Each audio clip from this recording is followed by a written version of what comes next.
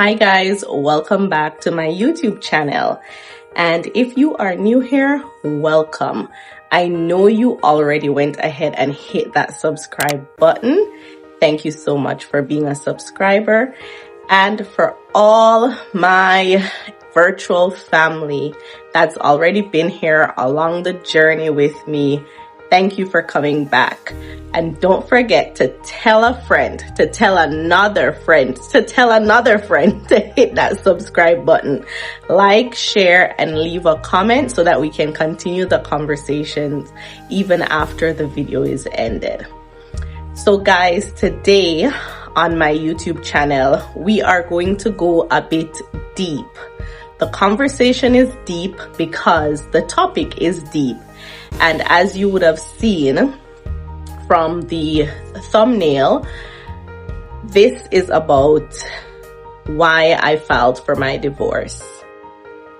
So we are definitely gonna go deep with this, and I thank you guys for joining me. Let's get into it because it has been the biggest elephant in the room.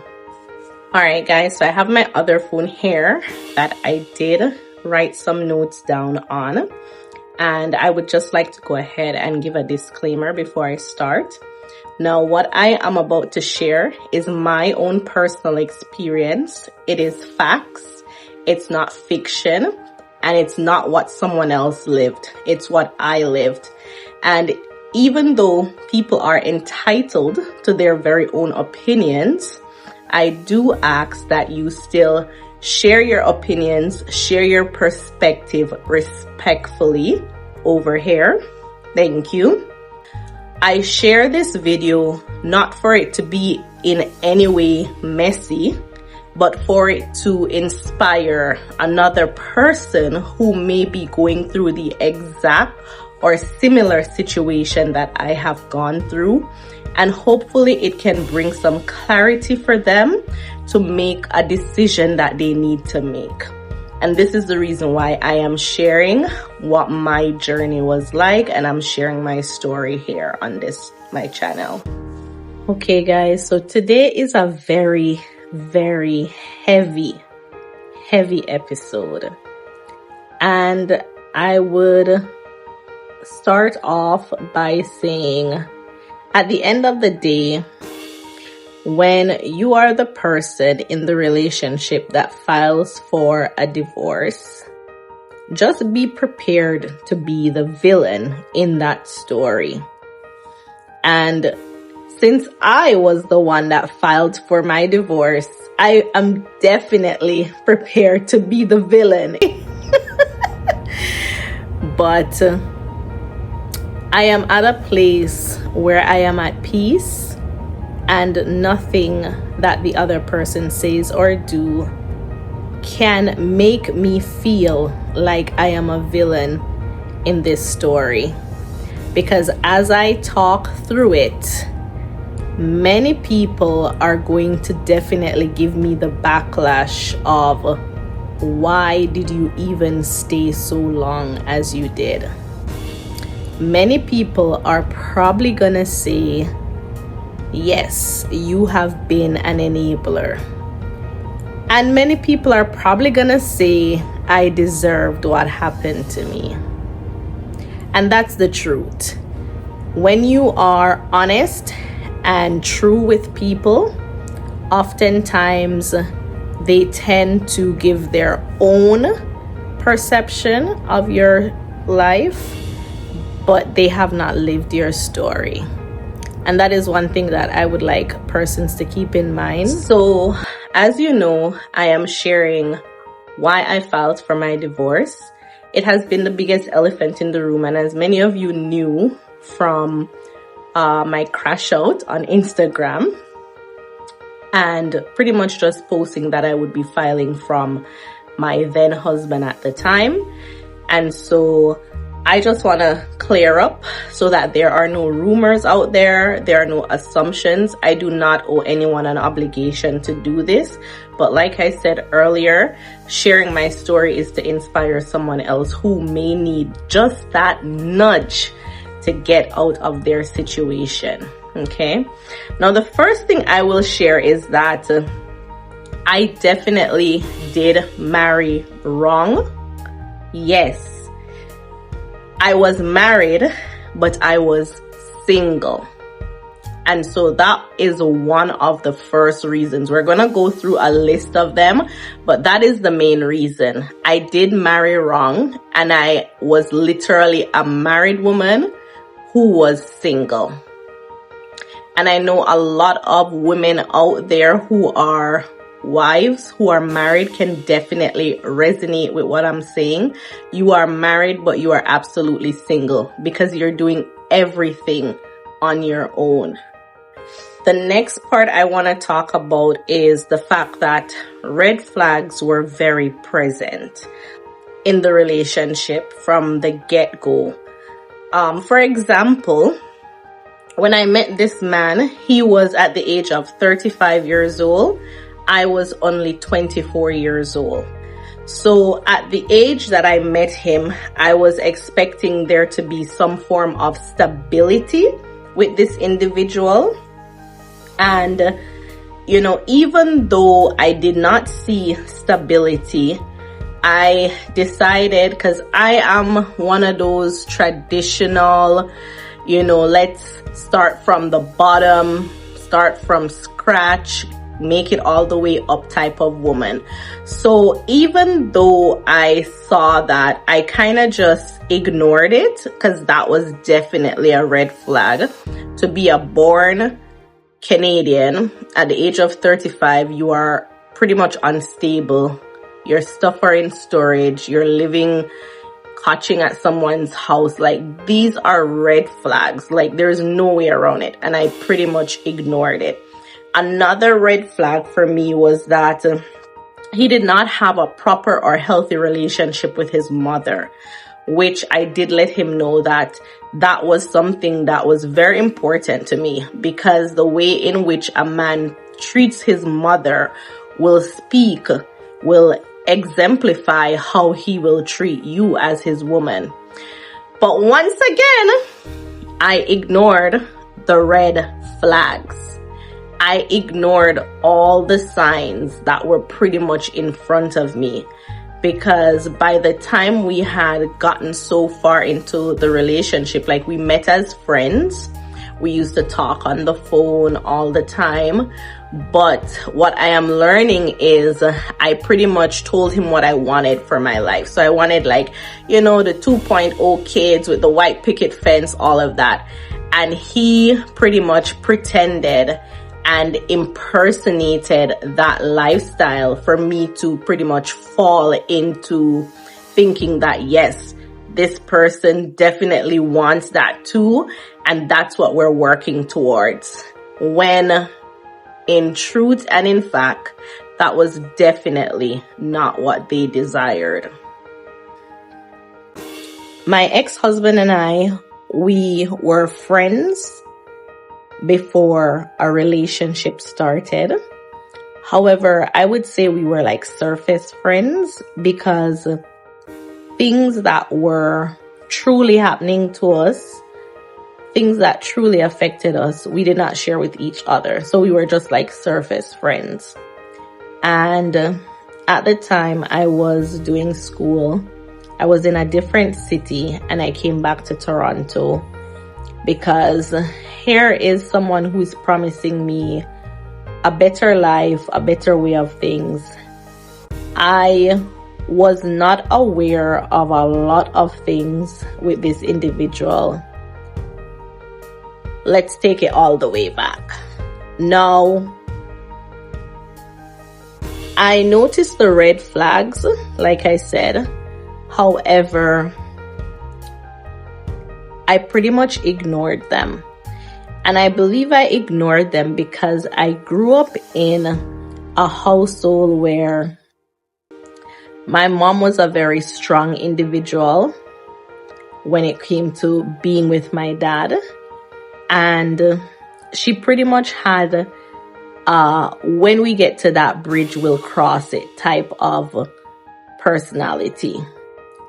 And I believe that's where I adapted that from. And even though all the red flags were there and all the signs were there, I pretty much was in a place of being this Proverbs 31 woman.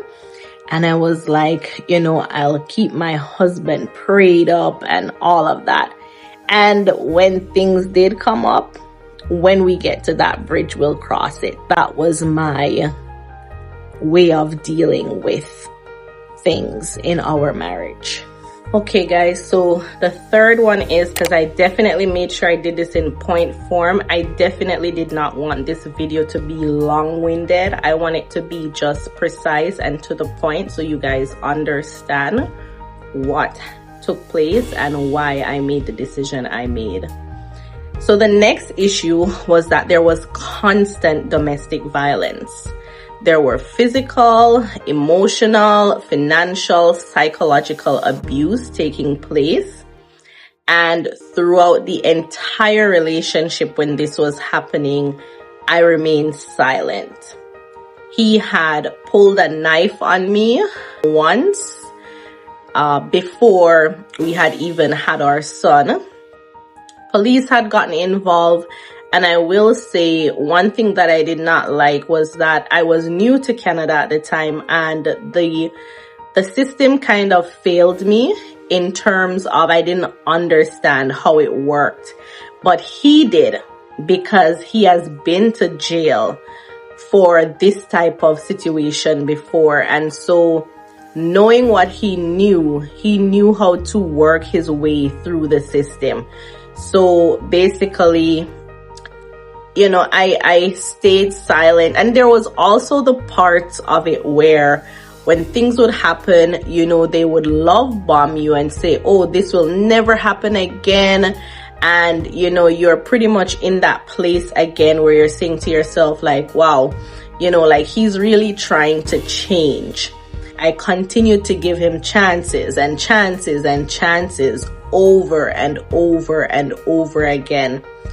But unfortunately, individual will never change. Like, he is just set in his ways that are just so disgusting that no one can talk to him. He believes he is above the law and nothing can be done, and he does it how he wants and he hurts who he wants. And so had I known what I knew now, maybe, I don't know, I say maybe, I would have definitely walked away from the relationship at that time.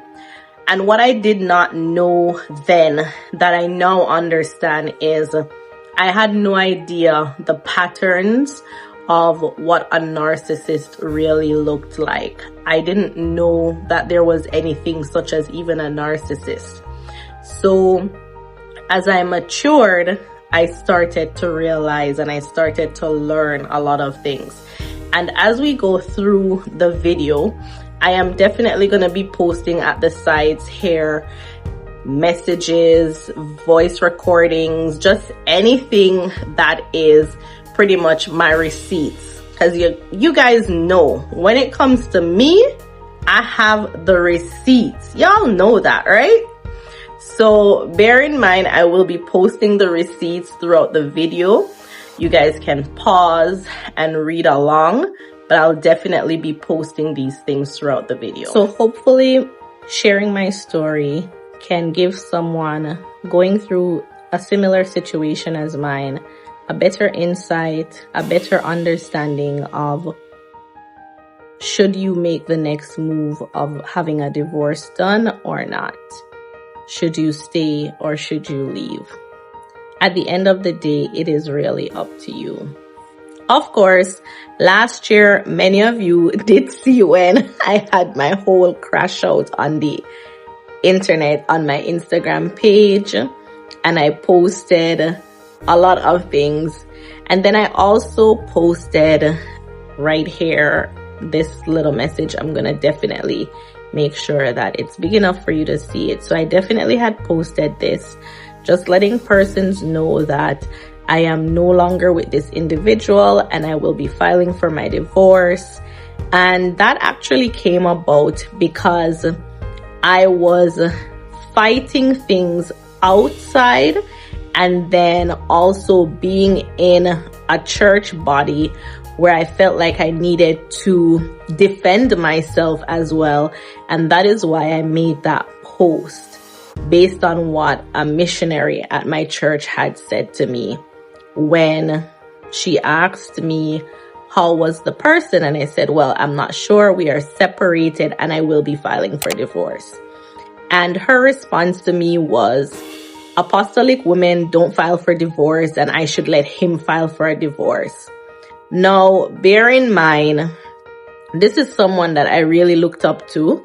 And to hear her say that, even after expressing to her that I was in a DV relationship, like this person is physically abusing me, it really opened my eyes.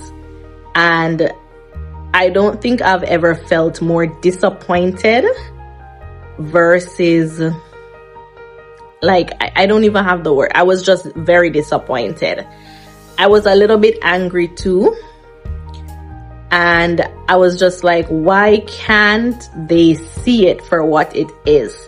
This person is physically abusing me. And instead of telling me to pray about it, or we'll pray for restoration of your marriage, why don't you respect what I'm saying? Why don't you respect what I'm saying? Because at the end of the day, when it reaches a point that this person has so much rage that they eventually kill me, which is what usually happens eventually when it comes to intimate partner violence, you are the same person that's going to be at my funeral saying, why didn't she say something? If she coulda, woulda, shoulda, dida, versus what you're saying now. And I had to make decisions because I have a son. I have a son who was born into this environment and nothing was changing. And my son was turning 7 that year. So I had to make some decisions that it's either I'm going to stay for the sake of it looking good for the church and looking good and pretending on social media, or was I going to make a change because mentally I could no longer deal with it. Mentally, my child could no longer deal with it.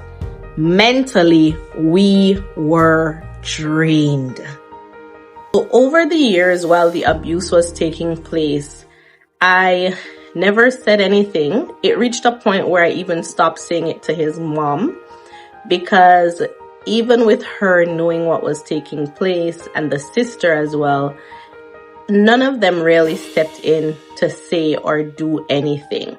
Like, I was pretty much left with a monster to work around this monster that they had left, that they had grown into society. And I was pretty much left to pick up the pieces with this monster. So his mother did not care. His sister did not care that I was somebody's daughter as well, and that my life mattered. And during COVID, there was a situation where at that time, I believe Chosen, my son, was 4 years old, and we were just in the living room playing, and he came out of the bedroom and raged. And he needs to sleep to go to work, and we're making noise.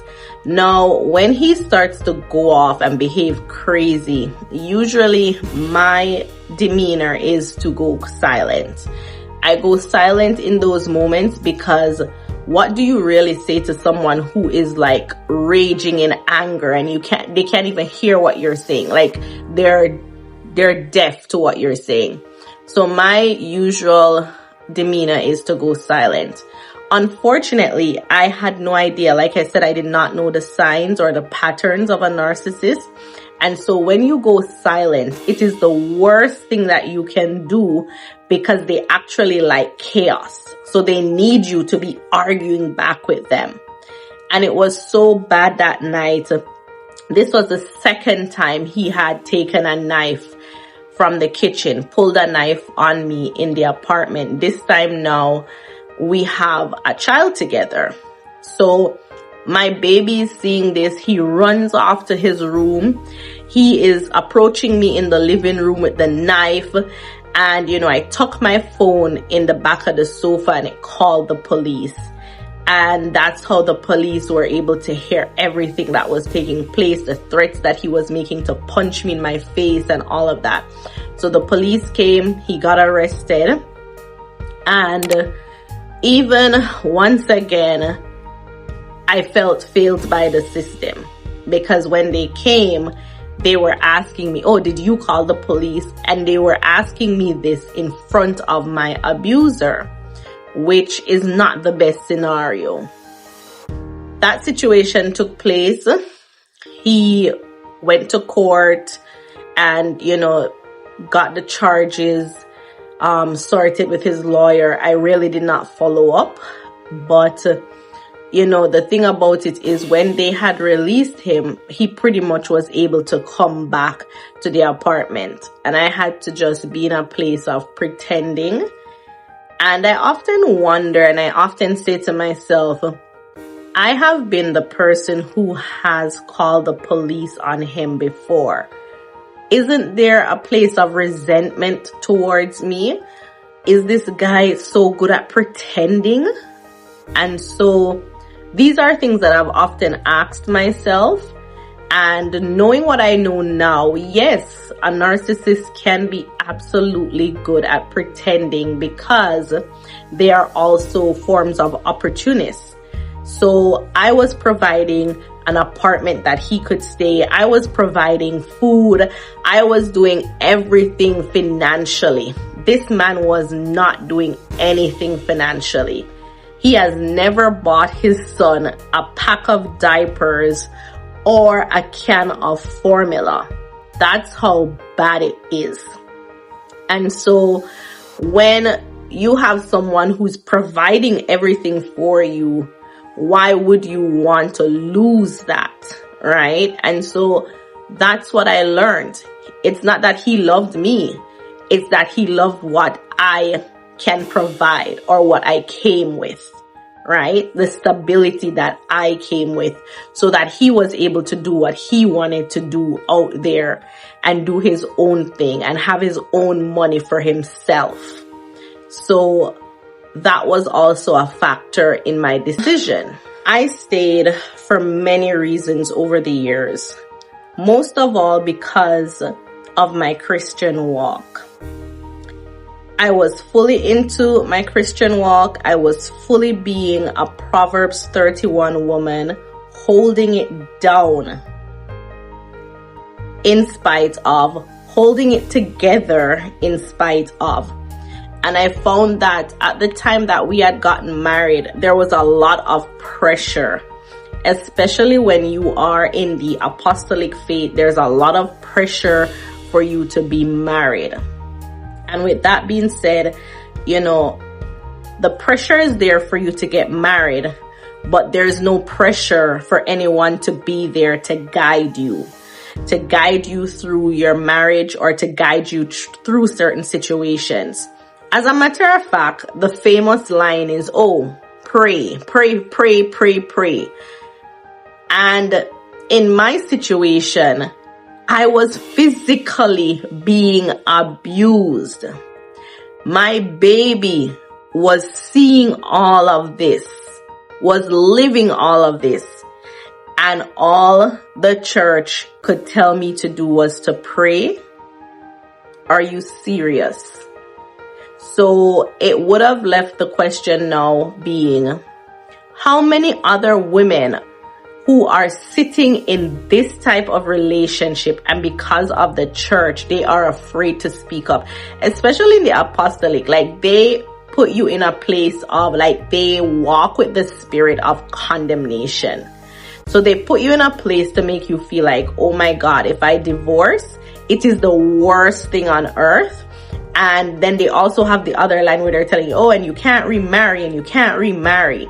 So by the time they're finished with you, you already are struggling with self-worth, all these different emotions that you've gone through surviving a narcissist. And then here comes the church that's supposed to provide comfort, telling you and condemning you in the choices that you're making so that mentally you can remain healthy and physically you can remain alive. I will never understand it. And that is the reason why you guys saw me post the posting that I placed over my Instagram page. Because I was, one of the missionaries was asking, when I finally went back to church, there was a point where I had stopped going to church because I felt so ashamed. I felt so embarrassed. And when I explained to them that the person and I are separated, the first thing this missionary was going to say to me is, oh, apostolic women don't file for divorce. Let him file for divorce. What? I was so disappointed in her. How dare you tell me to stay in an abusive marriage where a man is beating the hell out of me for the church? Is that what God would want? Because God has told me in his word that he has good thoughts towards me. So if he has good thoughts towards me, there's no way he's going to give me a husband that would treat me the way that I was being treated. And there is no way that I am going to sit in that and say that is what God has given to me. You are crazy. And so that is why we are where we are today. And I filed for my divorce.